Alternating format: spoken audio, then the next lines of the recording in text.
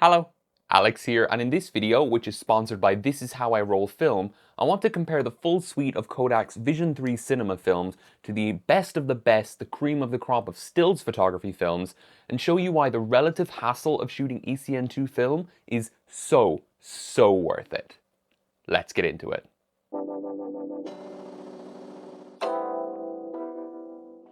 A few months back, I was chatting on Instagram to Peter, the owner of This Is How I Roll Film, about this classic image that I like to show to convince people to at least try Vision 3 500T in place of Portra 400. In this image, you can really see that if you underexpose it even a little bit, 500T holds up far better, and in cases of extreme underexposure, like if you're shooting at night handheld without a tripod, 500T retains so much more detail that Portra will just annihilate and forget to capture more or less. When Peter and I were talking, he's mentioned that it would be nice to see this comparison with a bit of a broader scope and for the rest of the Vision 3 line of films. So he agreed to partner with me for this video and sponsor this video by providing all of the Vision 3 film that I've used for this test. This Is How I Roll Film is a UK-based respooler for the Vision 3 films plus XX and Ektachrome. And not only did they have excellent customer service and great pricing, they are the only respooler I've used to date that has had zero issues when it comes to quality control. They're also one of the few that offers 120 medium format rolls. These I paid for with my own money, including 250D and 500T, but also the less readily available Vision 3 50D in 120 medium format. Peter and I will both be at the photography and video show at the London Excel in a couple of weeks, running from the 8th to the 11th of March. So if you're at the show and you see either of us, come up and say hi, and do go and check out Peter's stall to see if there are any special show deals going on. The Vision 3 line of films are the third generation of Kodak's Vision cinematography films and come in 4 flavors: 50 and 250 speed daylight balanced films and 200 and 500 speed tungsten balanced films. These are designed for maximum image quality with fine grain, high resolution, high dynamic range, and a fairly neutral color palette that gives you the maximum possible flexibility when you're scanning or printing. They're basically the analog equivalent of log video, if you want to think of it that way. Unfortunately, these films aren't made widely available for consumers for stills photography, usually being available in rolls that are like long enough to mummify a horse. And that's where respoolers like This Is How I Roll Film, Reflex Lab, or Mr. Negative come in. One of the key differences between these cinema films and regular stills film is the development process. Cinema film is designed for development in the ECN-2 chemical process, one of the main reasons for this being the presence of a remjet layer on the back of the film base. This is a coating of carbon black powder that serves as an anti-static and anti-halation layer when shooting in a movie camera, and also serves to lubricate the internals to some degree. This remjet layer must be removed before development, or else it will detach from the film base during dev and poison the developer, ruining that batch. That's really annoying for home use, but it's a disaster for a lab because that carbon powder not only kills the chemicals, but it will coat all the internals of the machine. So it is absolutely vital that you never ever send ECN-2 film for development in C41 mini labs. That means that you have to go to a lab that offers the ECN-2 process, and that's not available everywhere. C41 is pretty much ubiquitous. That is the color negative process for normal stills photography. C41 film doesn't have a remjet removal step because C41 film doesn't have a remjet layer because it doesn't need it. You're taking one picture every so often, not 30 frames per second. There are other differences between ECN-2 and C41 development that are outside the scope of this video, but that is the main thing because it limits the ability to develop the film at your local lab. You're going to have to send it off to a specialist lab that offers ECN-2 development, and it's probably going to cost you more than standard C41 development. For example, if you ignore pharmacies and 1-hour mini labs, we have 3 or 4 labs here in Ireland that can develop film. Only one of them offers ECN-2 development, and even then they only started offering that last year. It's going to vary depending on where you are in the world, of course, with it being much more common in like Western Europe on the continent than it is here in the British Isles, but still, it's not as readily available. One last thing is that most respoolers will use recycled film canisters, so oftentimes they aren't DX coded, as is the case here. That means your camera can't detect the number of frames in the roll, as well as the latitude and the ISO of the film, so you're going to have to program that in yourself, and it does potentially limit the cameras that you can use these films with. I do hesitate to criticize the respoolers for this to a certain degree though, because many of them, like This Is How I Roll Film, have a partner lab where the canisters go back and forth constantly to be reused again and again, minimizing waste. And also, Lomography don't use DX-coated canisters for a significant portion of their product lineup, so if they get a pass, I think the respoolers should as well, but it is something to be aware of. Okay, so these ECN-2 films aren't available from as many retailers, can't be developed in as many labs, and cost more to get developed than regular C41 film like Portra or Gold or whatever. So why bother? I touched on a few of these already, but there are many benefits to shooting ECN-2 film. Extremely high resolution and very fine grain. As you'll see, these films have very fine grain relative to their film speed, and especially compared to some of Kodak's golden children, these things just absolutely blew me away. The difference was far greater than I expected, even though I knew they were going to be better going into this test. The very flat colors mean that the films don't impart any particular look onto your images. And you know, a lot of people shoot a certain film because they like the color palette or the contrast profile.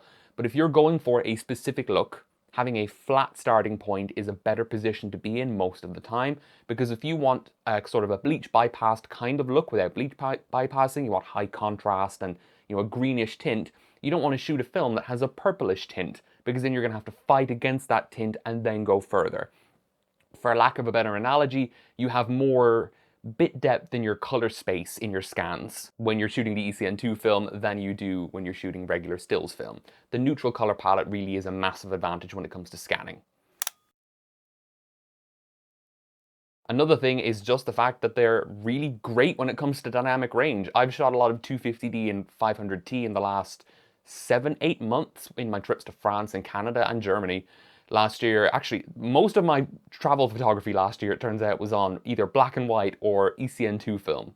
That's interesting. And it gives you a tremendous amount of flexibility with your exposure. You're in a museum and you can't use a flash and you need to shoot at 1/30th of a second because the metered quarter second is going to be impossible to get a sharp image with. You can do that with these films a lot more easily than you can with stills films. Or similarly, if you want to overexpose, maybe you want to shoot wide open in the middle of the day, you can do that with these films more easily than with most of the stills films as well. You have a tremendous amount of flexibility with your exposure, and the tolerance for deliberately or accidentally not getting it perfect is much broader. There's also just a small benefit when it comes to long-term stability. Your negatives are meant to last, right? And although stills photographic film does last a while, we're talking, decades if you store it properly, a lot of cinema films are rated for over a century before you would see noticeable, measurable degradation of the film, which is absolutely bonkers. So if you really want to capture something and keep it like truly long-term for archival, ECN-2 film is the way to go. Another big thing is just the cost of the film, and that's where these respoolers have a significant advantage. Kodak's Portra 400 will cost me 23 euros locally, plus 5 euros for developing, running me 28 euros total. I know you can get it cheaper elsewhere, but then I have to pay for shipping, so just imagine I'm walking into a shop. I could pick up a roll of This Is How I Roll's 250D or 500T for, I think, 8 euros 50, and get it developed for 11 euros, so let's call it 20 euros all in. That means I'm getting the film and development, giving me my negatives that I can go and scan for less than the cost of just the roll of Portra itself. That is absolutely ridiculous. And if these films are truly meant to compete with the high-end Portra line of films, that's kind of a no-brainer on the cost alone. I mean, the increased cost of development is more than completely offset by the significant savings on the cost of the film itself. I set up my usual test scene downstairs and ran a comparison across 8 different films. First, the full range of Kodak Vision 3 50D, 200T, 250D and 500T. Then their main competitors, the professional stills films Ektar 100 and Portra 400. I used Ektar instead of Portra 160 because I didn't have any Portra, and I do have a lot of Ektar lying around. And then as a sort of a bonus, the consumer grade films Pro Image 100 and some Ultramax 400 that I took from a disposable. I wasn't actually able to get a roll of Ultramax anywhere locally within a reasonable time frame to do this video. And, similar kind of thing. I could have imported it from abroad, but then I'm paying like nearly 40-45 euros all in, so. I shot each of the 8 films at its box speed and then underexposed 1 stop through 5 stops, so changing the EI to a higher number without changing the development or the light itself, and then overexposed by 1 stop through 6 stops, giving me 2 6 exposure strips for each film. And I didn't push or pull in development, so we're just looking at the latitude after we look at the actual box speed images themselves, because I really wanted to push these films to their limits and look at them over quite a broad range, and I was able to get some nice pseudo data out of this, as you'll see towards the end. Full details of how I went about this are on screen now if you want to pause and take a look through them. One important note is that wherever you see a color cast in these images, I didn't correct it. I just took the raw Negative Lab Pro output. There are a couple of cases where I'm going to show you a corrected image, and I will say that, but by and large, I think it's more useful for you to know that this film goes very, very yellow, not just warm, but like nasty yellow as you overexpose it, than it is for me to fix that and kind of misrepresent the nature of the film by showing you how it could look after maybe a couple of minutes of correction per frame in the worst case. That's not really representative. I want to show you how these films hold up just natively by changing their exposure. I want to start by looking at the actual negatives, and admittedly this was almost 13 minutes of footage of me rambling about different things that I had to cut down, so there are a lot of jump cuts, but it's very important to show the negs with this kind of thing. I mean, when you look at things like the massive dev chart, someone puts up a time, and for all you know, those negatives are absolutely cooked and they were able to just recover it in post. So whether or not you agree with my assessments on these things, and this is of course a practical evaluation, I don't do sensitometry, you will at least be able to see the negatives and judge for yourself what looks decent. And if you're not familiar with looking at negatives, maybe you'll get some kind of a sense about what you should be looking for in your own negatives. This is 50D, 200T, 250D, and 500T, all shot at their box speeds. Even though these are tungsten balanced films being shot under daylight light source, I think most people who buy these are going to shoot them under, standard photographic conditions. The vast majority of people doing photography do not shoot deliberately under actual tungsten balanced lighting most of the time. Across the board, they look surprisingly good as you underexpose by 1 to 5 stops. I think a couple of standouts looking at the negs are that the 250D at -2 stops and the 50D at -4 stops have a surprising amount of detail in like the foreground compared to what I would have expected. But I can still see a surprising bit at like 500T at -4 EV, so EI 8000 in the shadows and the wall around the whiteboard setup that I wouldn't have expected to see, to be completely honest. And then on the overexposure side, we're going from +1 stop across to +6 stops. The box speed images again are in the other negative sleeves. The 50D overall looks a bit too dense compared to the others, like these +5 and +6 EV exposures do look a bit too dense in the highlights compared to the others. It looks like the 250D holds up a little bit better, but we'll see that in the scans, I guess. Then looking at the stills films, there are a couple of interesting things to point out. Pro Image, Ultramax, Ektar, and Portra 400. The Pro Image looks fine, as does the Ektar. The Portra is slightly thinner, which I'll come back to in a moment, but the Ultramax doesn't look good. I mean, you can see very clearly there's a different color to the base, and it's very thin by comparison. This was taken out of a disposable, and I think maybe it wasn't as fresh as I was told. But also, at some point after removing the film from the camera, I took 4 frames on this roll and then rewound the film and put it back. That's a bit of a mess, but I thought it was very interesting that the Portra 400 was quite a bit thinner than the Pro Image and the Ektar. To kind of check my sanity and make sure it's not just a processing error, which it shouldn't be because I do this stuff all the time, I went through my old Pro Image negs. I've only shot a few rolls of Pro Image, but I was able to draw some kind of conclusion to the one roll of Portra 400 I've shot. The thinner parts of these negatives are distinctly thinner than the thinner parts of the Pro Image negatives, which did surprise me. These are both shot with auto exposure cameras, which is why I'm selecting these rolls. And you can definitely see like the densest parts of these images are on par with the Portra, maybe a bit denser in the like really, really bright images. It's hard to tell because these are real world scenes. But again, like on an average outdoor scene, you're seeing a lot more shadow detail in the Pro Image negs than you are in the Portra 400 negs. And then in terms of overexposure, +1 looks fine for everything, but as you move across with increasing overexposure, you can see the highlights remain a lot less blocky in the Portra than with the other films. Even the Ektar doesn't hold up as well at like +4, +5 in the negs than the Portra does. You can see the differentiation between the wall and the whiteboard a lot more clearly here, and the Pro Image really does not hold up well by comparison, and the Ultramax looks slightly better, but yeah, the Pro Image is probably the worst of these 4. I know my light table's small, so doing it sideways is the best I can do, but again, looking at these images, 50D, 200T, 250D, 500T, Pro Image, Ultramax, Ektar, Portra 400, on the whole, you can pretty clearly see, I hope, that as you go to the like -2 to -4 underexposure kind of range, -2 to -4 stops, the Vision films collectively do a lot better than Ektar or Portra by a significant margin. Like if you look at these shots, there's a lot more detail in the vision negatives, meaning they should have far greater underexposure latitude compared to the stills films. But the Pro image again is really standing out here. This film is known for its underexposure latitude, and it definitely holds up very well.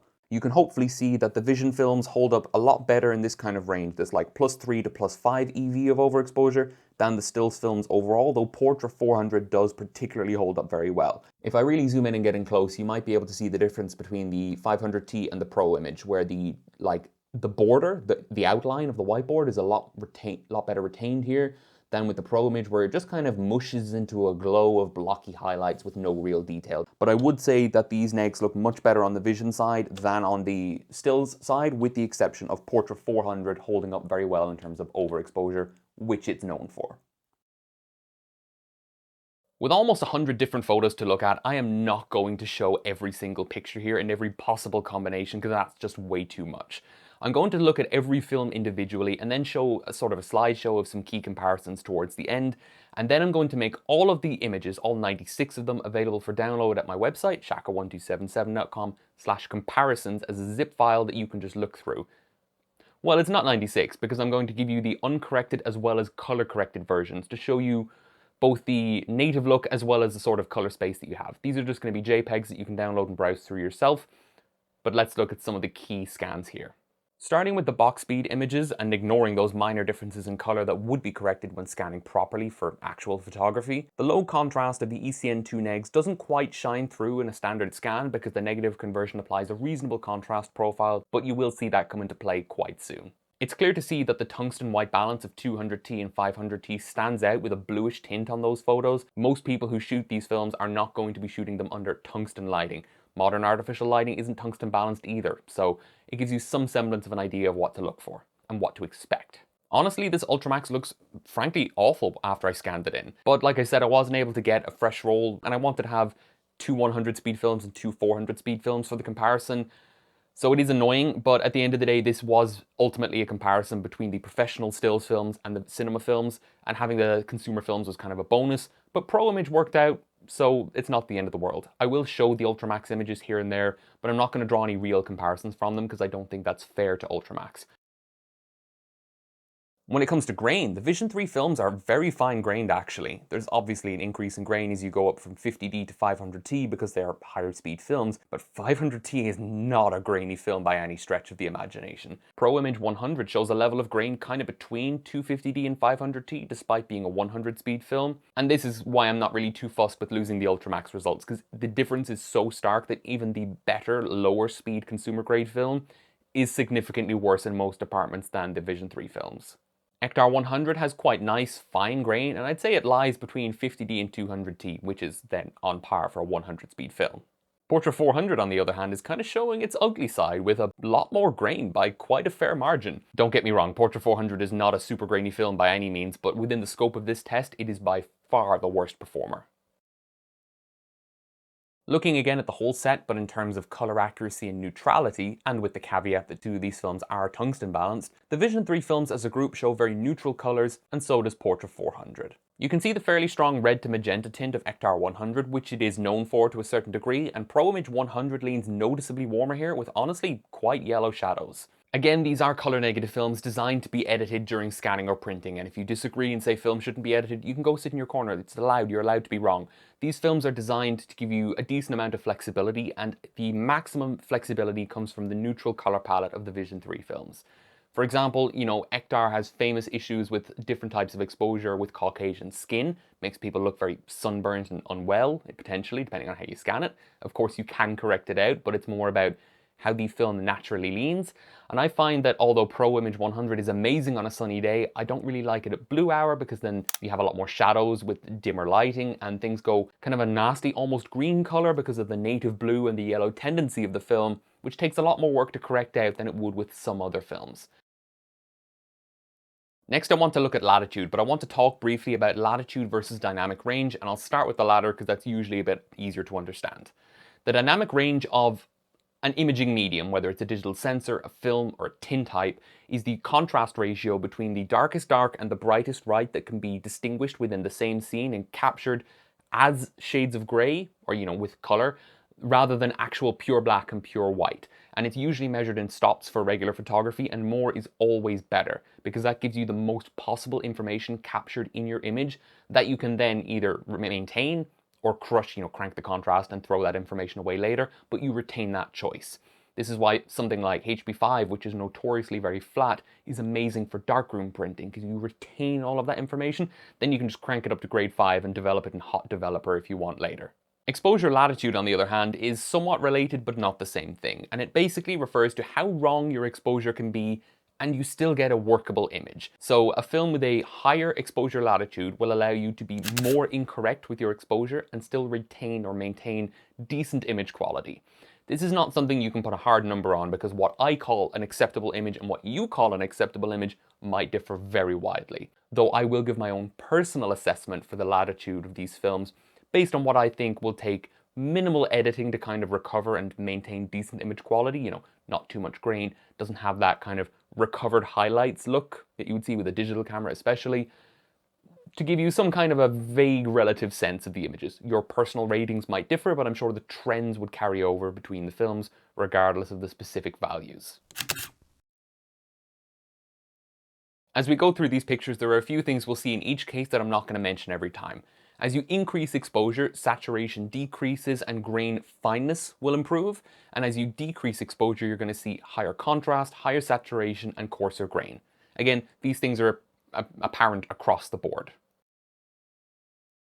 Starting with 50D, it does lean more magenta as you underexpose, but doesn't really get greener when you overexpose. The white balance itself, though, doesn't really shift much. I'd say the shadows are too far gone at -3 EV, and the highlights do have that kind of recovered in post look at +4 EV, so I'd rate it fine at about +3.5 to -2 EV. 200T shows a greater color shift, leaning much cooler as you underexpose and a bit more purple, especially in the blue channel, and warmer and greener as you overexpose.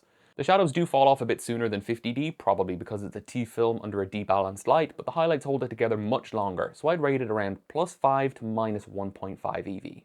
Kind of amazingly, 250D shows almost no color shifts regardless of exposure, with Negative Lab Pro just struggling to figure out what the hell is going on in the most extreme cases, so that's really impressive. The shadows hold up about as well as 50D and the highlights a little worse than 200T, so let's call it +4.5 to -2 EV. 500T goes way bluer than 200T when you underexpose, but I will break the trend given the extreme shift and show you a quickly corrected version. It's well within the realm of what I'd call acceptable or usable. Anyway, it gets much warmer and slightly greener on overexposure, so a much more extreme swing in both directions than 200T, and at around -3 EV you'd start to lose too much shadow detail and the blues go too purple to easily correct, and around +5 EV it's still usable and correctable. So all in all I'd say +5 to -2 EV, but in both cases do bear in mind what I said about the extent of corrections.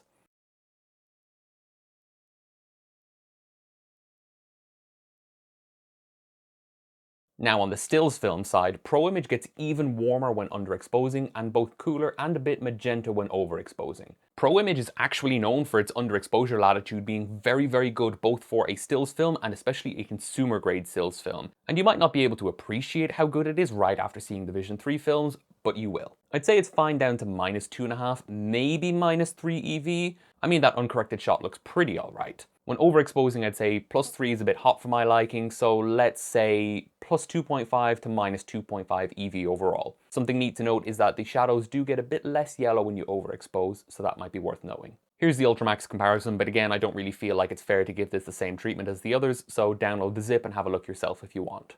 Ektar goes very cool when underexposing, almost as much as 500T, and leans even more magenta too. Ektar isn't exactly known for its broad exposure latitude after all, and that's really showing here with the overexposure too, with even +3 EV looking pretty gnarly and the whole set leaning not just warm, but outright yellow and green in the highlights.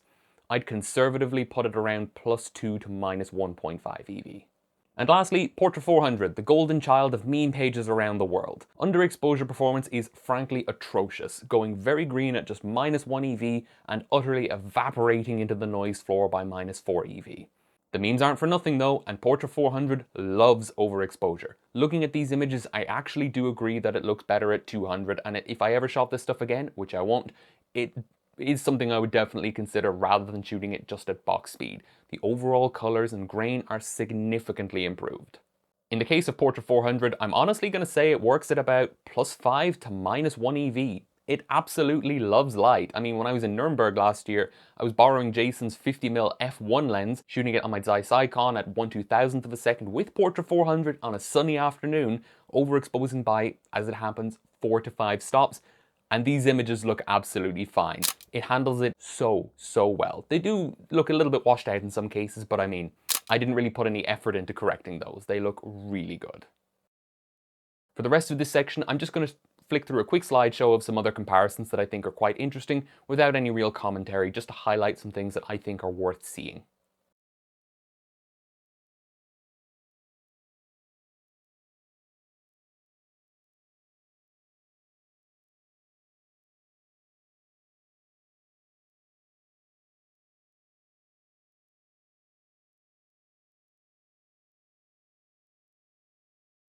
So then in summary, what benefits do we have to justify shooting these ECN-2 films over more regularly, broadly available, more easily developed stills films? Well, starting with finer grain.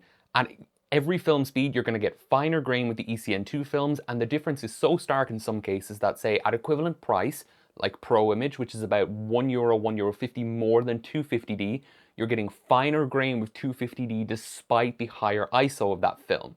So you're looking at finer grain and higher resolution across the board. Particularly Portra 400 really didn't perform very well here by comparison. But again, it's not a very coarsely grained film. The cinema films are just that much better. These films are an absolute breeze to scan, at least with my workflow, and I'm very happy with the colors I get basically all the time. Whether I'm shooting indoors, outdoors, you get a very nice neutral color palette that you can swing in whatever direction you want. If I were to shoot Ektar handheld at night, even if I had enough light, that purple reddish cast is not something that's going to suit a lot of images, and it's going to take work to pull that out, whether with its HSL curves or HSL sliders. It's just more work that you have to put in. When it comes to exposure latitude, well, it's me, so I plotted a chart.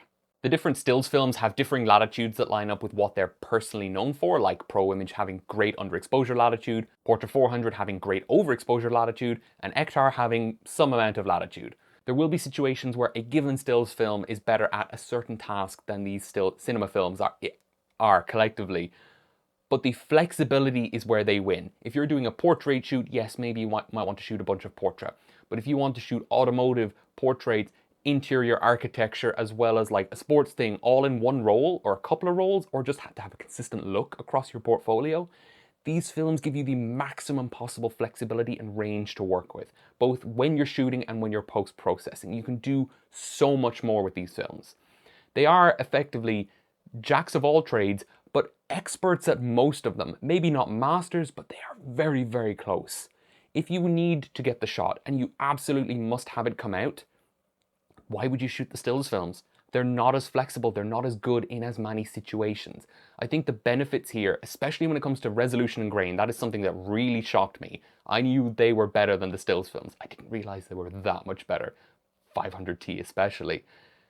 I think the benefits really outweigh the difficulties, relatively speaking. Difficulties may be a harsh word, but you know, you're not able to get it everywhere. You can get it at Analog Wonderland and your various resellers, like This Is How I Roll Film, and not many places sell them in 120, which is something you might want to try. But if you can get this stuff, the benefits far outweigh the disadvantages in my opinion, and I'm really feeling a lot more justified in my recent ECN-2 buzz having done this comparison now, because the results really are just so good. Again, Peter and I will both be at the photography and video show in a couple of weeks, so stop by stall F60 to check him out. And if you're looking for me and I'm not where you think I am, I'm probably around the Harman stall. Thanks again to Peter and This Is How I Roll Film for sponsoring this video and making it happen. Thanks to you for your time, because I know this has been a long video. But if I don't see you at the photography and video show soon, stay safe and bye-bye for now. If you don't already, follow me on Instagram at Shaka1277 for new pictures every day. If you liked this video and enjoy what I do on the channel, please consider subscribing or checking out my Patreon, where the tiers start at just €1 per month.